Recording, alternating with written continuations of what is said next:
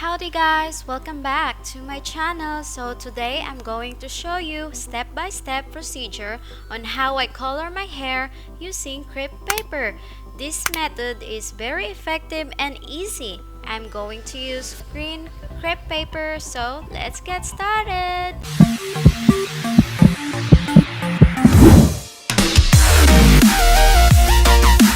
You'll need bowl, crepe paper of course, half teaspoon of salt, and hot water. Mix it and let it sit till it cool down. Style your hair with 2 pigtails. This way it's easier to soak your hair to the mixture. Don't forget to wear gloves and old t-shirt because this is going to get so messy. Another things you will need aluminum foil and cling film or plastic wrap. I'll explain later why.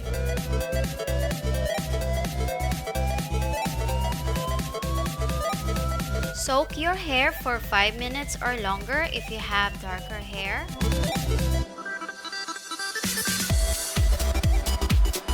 Wrap your hair with aluminum foil because aluminum foil is a coloring aid. It retains heat better to help the color develop quicker, makes the hair coloring process faster, and of course, less messy. Just repeat the same process to your second pigtail. About the cling film, it helps for the hair dye dripping or leaking. There is nothing to do with the hair coloring process. I use it so no hair dyes on the floor while I'm walking around the house. Let it sit for 35 minutes before removing the aluminum foil.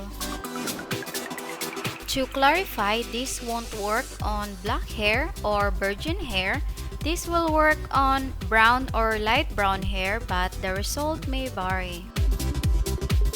Also, I didn't wash my hair. I just put some hair oil and air dry my hair, but I wash my hair the next day.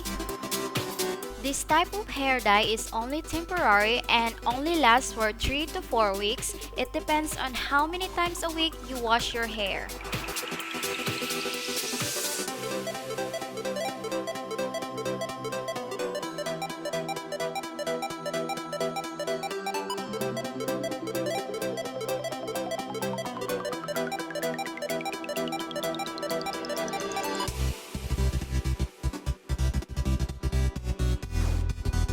Thank you so much guys for watching. I hope you enjoyed this hair tutorial and don't forget to like, share, and subscribe for more. And yeah, see you on my next video. Love you all. Bye!